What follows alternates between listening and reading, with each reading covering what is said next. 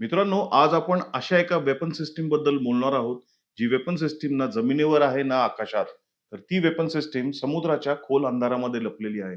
आणि ती एवढी खतरनाक आहे, की जर शत्रूला वाटलं, की त्यांनी भारताची न्यूक्लिअर ताकद संपवली आहे, तर हे मशीन, हे हत्यार, हे वेपन सिस्टम त्याला काही क्षणामध्ये नष्ट करू शकते.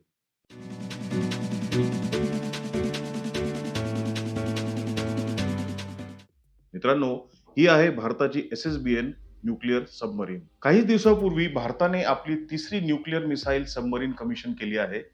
ही अरिहंत क्लास म्हणून ओळखली जाते. पहिली सबमरीन होती INS अरिहंत, दुसरी होती INS अरिघाट आणि आता तिसरी आहे INS अरिदमन. मित्रांनो, अरी म्हणजे एनिमी आणि हंत, घात आणि दमन म्हणजे डिस्ट्रक्शन, म्हणजेच शत्रूला डिस्ट्रॉय करणारी. चौथी सबमरीन लवकरच येत आहे आणि पाचवी देखील तयार होण्याच्या मार्गावर आहे. आता आपण बेसिक समजून घेऊया. मित्रांनो, दोन प्रकारच्या न्यूक्लिअर सबमरीन असतात. एक SSN ही न्यूक्लिअर पॉवर्ड असते. याच्यामध्ये कन्व्हेन्शनल वेपन्स होतात. ह्याचा यूज लढाई करता होतो, म्हणजे शिप्स दुसऱ्या सबमरीन्सना मारणे. SSBN असते न्यूक्लिअर पॉवर्ड आणि ह्याच्यावर न्यूक्लिअर बॅलिस्टिक मिसाईल्स असतात. ह्याचा रोल असतो डेटरन्स. सिंपल भाषेमध्ये SSN असते वॉर फायटिंग करता आणि म्हणायला गेलं तर SSBN असते वॉर थांबवण्याकरता. आता प्रश्न असा आहे की न्यूक्लिअर सबमरीन का? मित्रांनो, ज्या कन्व्हेन्शनल सबमरीन्स असतात त्या डिझेल इलेक्ट्रिक असतात. म्हणजे काही वेळाने त्याला सरफेसवर यावं लागतं ऑक्सिजन आणि बॅटरीच्या रिचार्ज करता. पण न्यूक्लिअर सबमरीन महिनोन महिने पाण्याखाली राहू शकते. सरफेसवर येण्याची गरज नाहीये. लिमिटेशन फक्त फूडचे सप्लाईज म्हणजे आणि क्रूचा इंड्युरन्स. त्यामुळे या ऑलमोस्ट इनविजिबल असतात. आता सर्वात महत्वाचा कन्सेप्ट म्हणजे न्यूक्लिअर ट्रायड. मित्रांनो, न्यूक्लिअर वेपन्स होपफुली वापरण्याकरता नसतात, त्या डेटरन्स करता असतात. आता डेटरन्स म्हणजे जर भारतावर न्यूक्लिअर हल्ला झाला तर त्याच्या 10 पट उत्तर आपण देऊ. मित्रांनो, प्रॉब्लेम हा असू शकतो की शत्रूला आपले न्यूक्लिअर वेपन्स कुठे आहेत, त्याच्या लॉन्च साईट कुठे आहेत हे माहिती असू शकतं. म्हणून ट्रायड हा अत्यंत आवश्यक आहे. त्याच्यामध्ये पहिली डायमेन्शन असते एअरची. एअरक्राफ्ट मधून न्यूक्लिअर बॉम्ब्स शत्रूवर टाकले जाऊ शकतात. राफेल, मिराज 2000, Su-30 वगैरे जे विमानं आहेत ते न्यूक्लिअर वेपन्स ड्रॉप करू शकतात. प्रॉब्लेम फक्त हाच आहे की हे न्यूक्लिअर बॉम्ब टाकायला शत्रूच्या टेरिटरीमध्ये जास्त जावं लागते, ज्याच्यामध्ये रिस्क असते. आता एअर लॉन्च मिसाईल सिस्टीमवर काम चालू आहे. दुसरे डायमेन्शन आहे लँड, म्हणजे पृथ्वी, अग्नीसारखे जे मिसाईल्स आहेत ते शत्रू देशावर हल्ला करू शकतात. ह्याच्यामध्ये पाकिस्तान आणि चायना पूर्णपणे कव्हर होतात. पण या मिसाईल्सला सॅटेलाइट ट्रॅक करू शकतात, लॉन्चर्स डिटेक्ट होऊन डिस्ट्रॉय होऊ शकतात. भारताने रेल्वे बेस्ड लॉन्च सिस्टीम पण टेस्ट केलेली आहे. आणि मित्रांनो, तिसरी डायमेन्शन जी सर्वात खतरनाक आहे ती समुद्राची. मित्रांनो, शिप्स ट्रॅक होऊ शकतात, पण सबमरीन ट्रॅक होऊ शकत नाही. ती आरामात हाईड होऊ शकते पाण्याखाली. ह्याला डिटेक्ट करणं खूप अवघड आहे. त्यामुळेच SSBN भारताकरता खूप क्रिटिकल आहे. मित्रांनो, भारताची न्यूक्लिअर पॉलिसी खूप क्लिअर आहे. No first use. पण जर भारतावर न्यूक्लिअर अटॅक झाला तर भारताकडनं ह्याचा रिस्पॉन्स जबरदस्त मिळेल आणि शत्रूचा पूर्णपणे नाश होईल.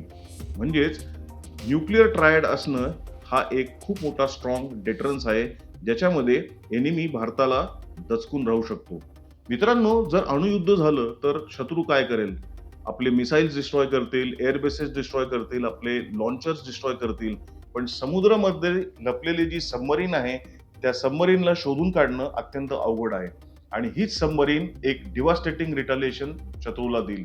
हीच आहे मित्रांनो भारताची सेकंड स्ट्राईक कॅपेबिलिटी. आता मित्रांनो, 3 सबमरीन पुरेशा नाही आहेत, कारण या सबमरीनचा मेंटेनन्स करावा लागतो, सर्व्हिसिंग करावं लागते. त्याच्या आतमध्ये जो क्रू असतो तो कंटाळतो, त्याला त्रास होतो. त्यामुळे 3 सबमरीनवर काम होऊ शकत नाही. पण जर 5 सबमरीन असतील तर ह्याच्यापैकी 2 ते 3 नेहमी समुद्राखाली डिप्लॉय राहतील आणि त्यामुळेच भारताचा 5 सबमरीन बरोबर न्यूक्लिअर डेटरन्स केपेबल बनतो. पूर्वीच्या ज्या सबमरीन होत्या त्या साधारणपणे 6,000 टनच्या होत्या. त्याच्यामध्ये 4 मिसाईल ट्यूब्स होते. पण आता जी अरिदमन सबमरीन आहे ती 7,000 टनाची आहे आणि ह्याची लेंथ जी आहे ती अराउंड 125 मीटर आहे आणि ह्याच्यामध्ये 8 मिसाईल ट्यूब्स आहेत. याचा अर्थ जास्त रेंज आणि जास्त फायर पॉवर.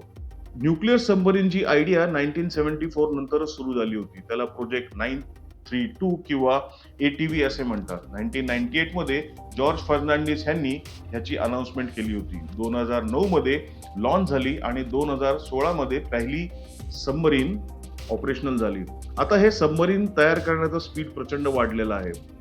मित्रांनो, भारत हा असा 6वा देश आहे ज्याच्याकडे ही कॅपेबिलिटी आहेत. USA, रशिया, चायना, UK आणि फ्रान्स. आता याच्यामधल्या चायनाच्या सबमरीन खूप मोठ्या असतात, पण मित्रांनो एवढ्या मोठ्या सबमरीन 13,000 टन आहेत काय आपल्याला गरज नाहीये, कारण ज्या छोट्या गोष्टीने काम होऊ शकतं त्याकरता एवढा मोठा खर्च करण्याची गरज नाहीये.